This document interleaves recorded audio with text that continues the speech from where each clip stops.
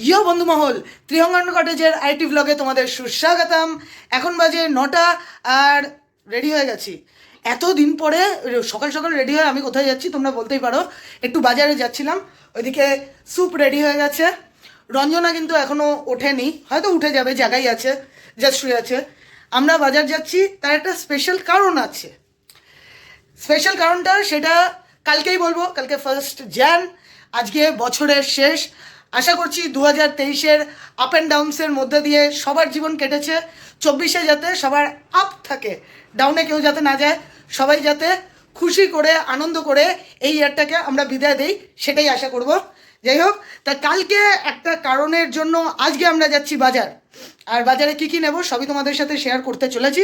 হ্যাঁ, তার আগে একটু পুরনো বাড়িতে যাব, চলো যাই। আর তোমরাও চলো একটু। আমি 2 সপ্তাহ হলো বাড়ি থেকে বেরোই না। 2 সপ্তাহ না, লাস্ট বেরিয়েছিলাম মেলা। হ্যাঁ কিন্তু হ্যাঁ মেলায় গেলাম না, শুধু মেলায় গেছি 25-এ, কিন্তু তাছাড়া আমি বাড়ির মধ্যেই রয়েছি। আজকে একটু বেরোই, বাজার হাট অনেকদিন যাওয়া হয় না, যাই। ঠিক আছে। আর এই পেতনি, আমি তো ভেবেছিলাম চলে যাবে, তবু আমাকে ধাক্কে ঘুম থেকে তুলে দিয়েছে। এই চলো আমাদের সাথে সাথে তোমরাও একটু আজকে বাজার সেরে নাও। আমি বেরিয়ে পড়েছি সিঁড়ি দিয়ে। আর স্যুপ কুড়ে হলে যা হয় সেই লিফট দিয়েই আসবে। যাই হোক, বারবার যাই হোক বলি না, এর জন্য প্রচণ্ড বকা খাই। আর কারোর ঘরে আজকে মাংস কষছে, ভালো গন্ধ বেরোচ্ছে। আর আমি আগে এসে গেছি, আর ওপরে বেরিয়েছে। কি আটকে গেছো? লিফট নাকি আটকে গেছে? ভালো তো, এখানে ঝুলে থাকতে। আর তোমাদের দেখাই, আমাদের উপরে দত্ত আঙ্কেল যিনি আছেন, উনি নিউ ইয়ারের জন্য এই পুরো জায়গাটা এরকমভাবে ডেকোরেশন করেছেন একা। যাই হোক, দত্ত আঙ্কেলকে আমাদের পুরো বিল্ডিংয়ের তরফ থেকে অসংখ্য ধন্যবাদ। আর দত্ত আঙ্কেল আরও কিছু কাজ করেছেন, সেটা হলো ডোরগুলোতে সব লিখেছে দরজা আস্তে বন্ধ করুন, সব প্রিন্ট করিয়ে লাগিয়ে দিয়েছে। আর এই যে ও কোভিড বাড়ছে, মাস্ক তো আমি পকেটেই রাখি, প্রত্যেকটা প্যান্টের পকেটে একটা করে মাস্ক থাকে আমার, ভুলে গেছি মাস্ক নিতে। দেখা হ্যাঁ, আমাকে নাকি পাগলের মতো লাগছে।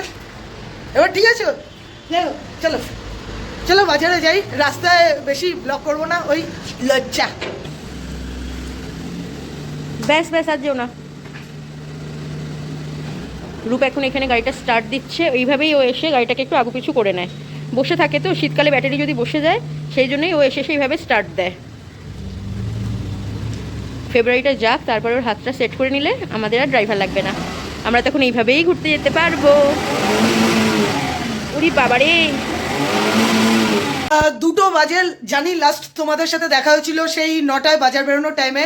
এখন তোমরা বলতে পারো এতক্ষণ পর কেন আবার আসলাম। তার কারণ হলো, আমাদের কালকে যেহেতু 1 জানুয়ারি, তো আমাদের কয়েকটা ফ্যামিলি বিল্ডিংয়ের সবাই থাকছে না, কিন্তু একটা প্রোগ্রামের চিন্তাভাবনা করছি।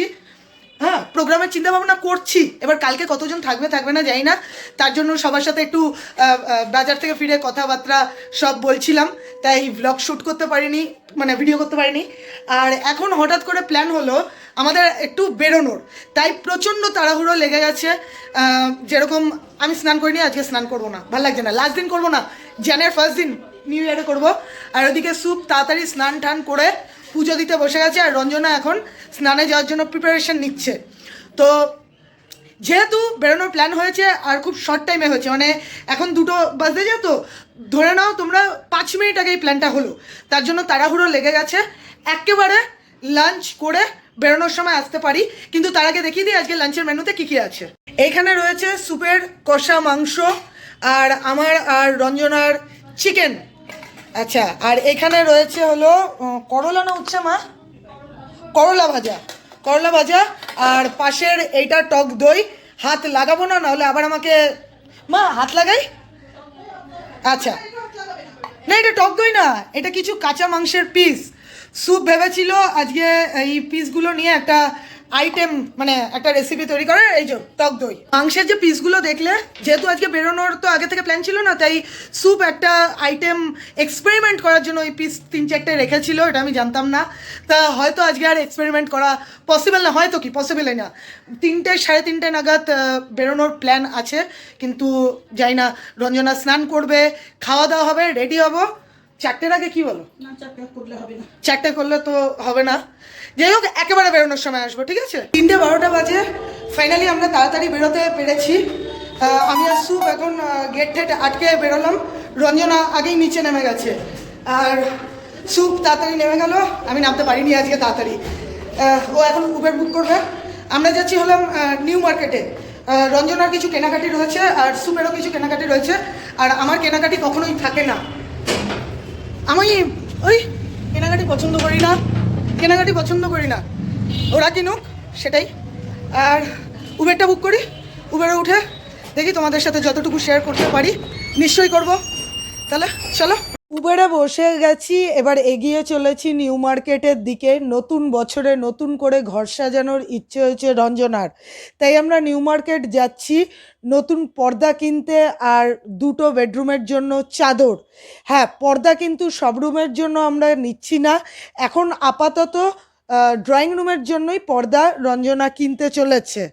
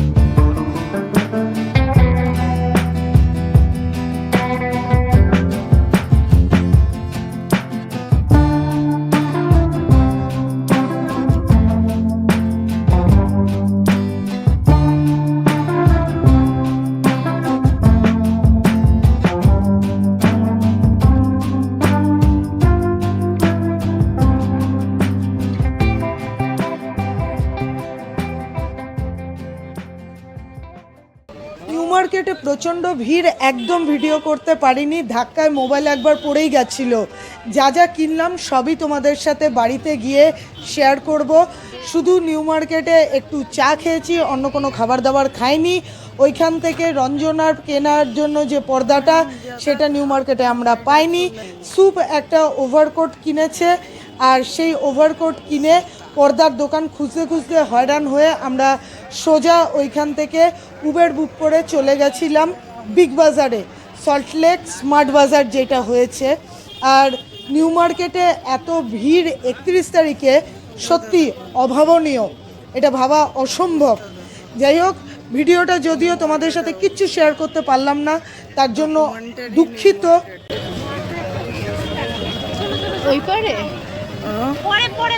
উবের ধরে এগিয়ে চলেছি সল্টলেক স্মার্ট বাজারের দিকে। আর এই দেখো পার্ক স্ট্রিট কি সুন্দর সাজিয়েছে 25th জন্য।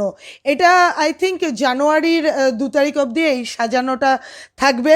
অনেক বছর পরে পার্ক স্ট্রিটের রাস্তা দিয়ে এগিয়ে চলেছি, আর দুর্দান্ত লাগছে দেখতে। এখানে কিছু বলার নেই, এত সুন্দর করে বিভিন্ন টাইমে কলকাতা সেজে ওঠে না, দেখার মতো হয়। তোমরাও দেখো, যারা যারা পার্ক স্ট্রিটে এই 25th আসতে পারোনি, যেরকম আমরা আসতে পারিনি, আমরা আজকে দেখে নিচ্ছি।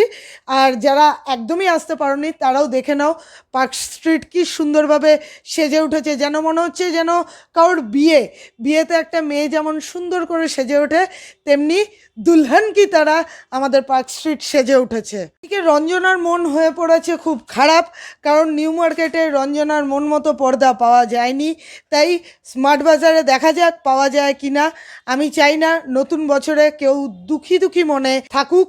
আর সুপের ওভারকোটটা আমরা পেয়ে গেছি, যেরকম চেয়েছিলাম। সুপের আশা করি পছন্দ হয়েছে, সেটা সুপই তোমাদের নেক্সট ভিডিওতে বলে দেবে। আর এই ভিডিওতে সত্যি কথা বলতে তোমাদের সাথে কিছু শেয়ার করতে পারলাম না। ইচ্ছা ছিল নিউ মার্কেটে চুটিয়ে ব্লগ করব, কিন্তু ধাক্কার চোটে ব্লগ করতে পারিনি। আর নতুন নতুন যে চাদর কেনা হয়েছে, আগেই যদিও কেনা ছিল, তাই চাদর আমাদের কিনতে হয়নি। যে টার্গেটটা আমাদের কেনার ছিল সেই টার্গেটটাও ফুলফিল হলো না। তার জন্য যাই না, স্মার্ট বাজারে যাই, দেখা যাক আমরা পাই কি না। স্মার্ট বাজারে এর ভয়েস ওভারটা আমি এখানেই দিয়ে দিচ্ছি, কারণ স্মার্ট বাজারে গিয়ে তো ভিডিও করা সম্ভব হয়নি। ফাইনালি আমরা পর্দা কিনতে সক্ষম হয়েছি।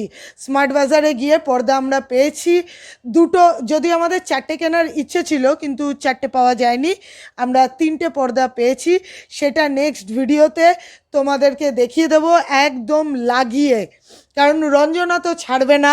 আমরা জানি যে বাড়িতে গিয়ে পর্দা আমাদের সেদিনই লাগাতে হবে। এত টায়ার্ড তা সত্ত্বেও বাড়িতে গিয়ে কিন্তু আমাদের পর্দাটা লাগাতে হয়েছিল।